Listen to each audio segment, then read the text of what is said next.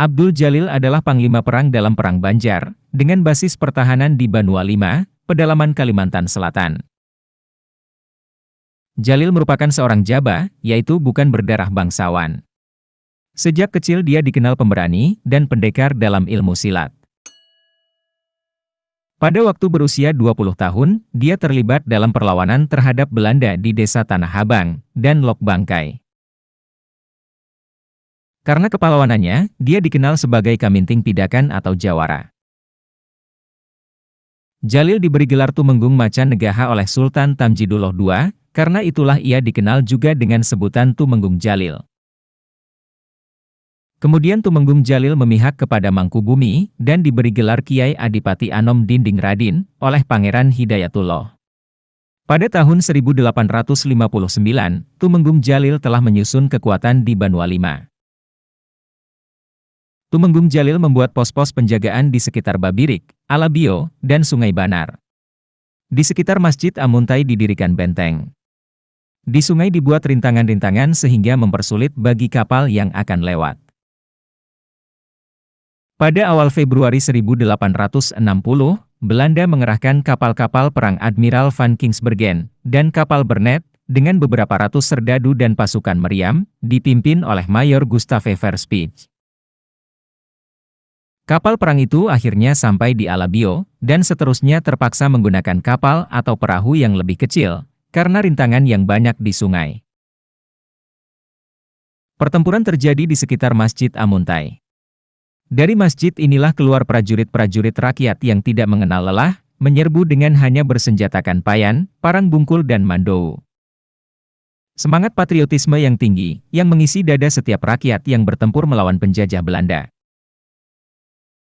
Benteng di sekitar masjid dipertahankan dengan kuat di bawah pimpinan Matia, atau Matiasin, pembantu utama Tumenggung Jalil, dengan gagah berani menyerbu serdadu Belanda. Beratus-ratus yang menjadi syuhada dalam pertempuran itu, 44 orang di antaranya dimakamkan di Kaludan. Rumah-rumah penduduk ikut menjadi korban terbakar, serta kampung di sekitarnya menjadi saksi kepahlawanan rakyat Amuntai.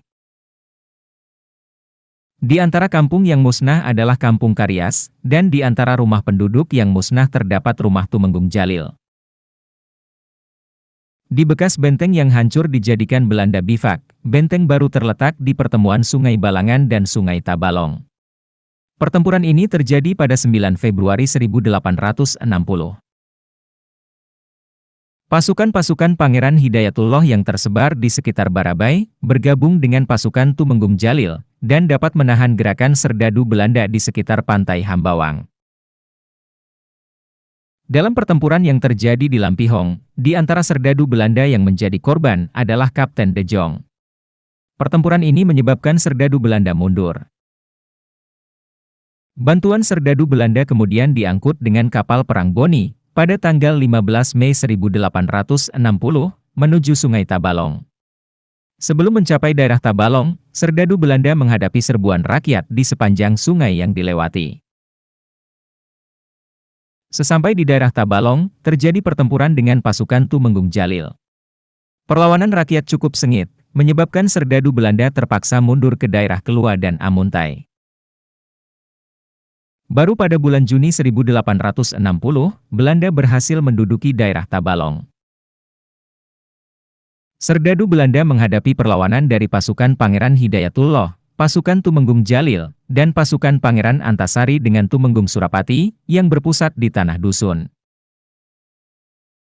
Tumenggung Jalil kemudian membuat benteng di Batu Mandi, dan dari benteng ini dapat memutuskan hubungan serdadu Belanda, antara Barabai dan Lampihong.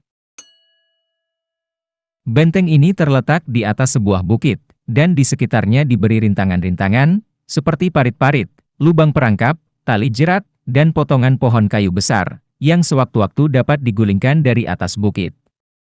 Benteng ini dipercayakan kepada penghulu Mudin.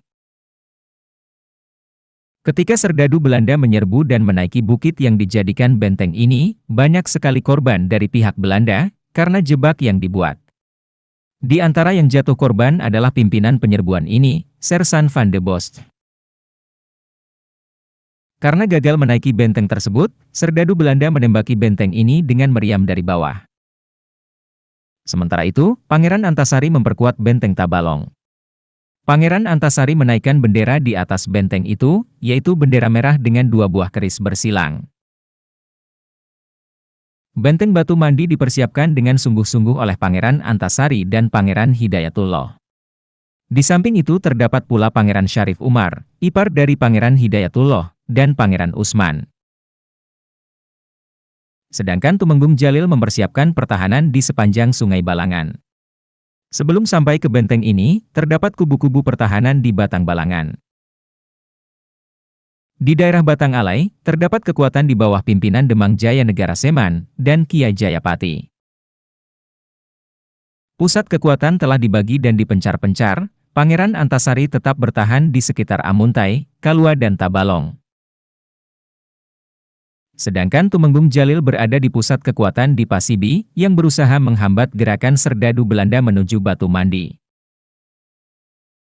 Kubu-kubu pertahanan Tumenggung Jalil, selain di Pasibi, juga terdapat di Lampihong, Layap, dan Muara Pitap. Ketika serdadu Belanda sampai ke benteng Batu Mandi, pada tanggal 13 Oktober 1860, ternyata benteng itu telah dikosongkan. Belanda sangat kecewa, karena sebelum mencapai benteng Batu Mandi, serdadu Belanda menghadapi perlawanan yang gencar dari segala pelosok, ternyata benteng itu telah kosong. Garis pertahanan Pangeran Antasari, antara Benteng Pengaron, Benteng Tundakan, dan Gunung Tongka di daerah Barito, merupakan basis perjuangan yang tak mudah ditaklukkan Belanda. Tumenggung Jalil setelah terpukul di Banua V, kemudian menggabungkan diri ke Benteng Tundakan, bersama-sama Tumenggung Baro dan Pangeran Maradipa. Ketika terjadi pertempuran menghadapi pasukan serdadu Belanda, yang menyerbu Benteng Tundakan, banyak korban berjatuhan kedua belah pihak. Benteng dipertahankan dengan sekuat tenaga, oleh para pejuang yang tak kenal menyerah. Pertempuran itu terjadi pada 24 September 1861. Tumenggung Jalil mempertahankan benteng itu bersama-sama Pangeran Antasari, dan tokoh pejuang lainnya. Benteng Tundakan hanya dipertahankan dengan 30 pucuk meriam dan senapan, jauh lebih kecil dibanding dengan persenjataan Belanda. Meskipun dengan persenjataan yang kecil, tetapi dengan semangat juang tak kenal menyerah, akhirnya Belanda terpaksa mundur dan dapat dihalau dari tempat pertempuran. Dengan demikian, Benteng Tundakan dapat dipertahankan dan diselamatkan. Setelah usai, ternyata Tumenggung Jalil gugur sebagai kesuma bangsa. Mayatnya ditemukan dalam tumpukan-tumpukan mayat-mayat serdadu Belanda, jauh di luar benteng. Ketika perang sedang berkecamuk, Tumenggung Jalil mengamuk ke tengah-tengah musuh, dan dia menjadi korban bersama-sama serdadu Belanda yang dibunuhnya.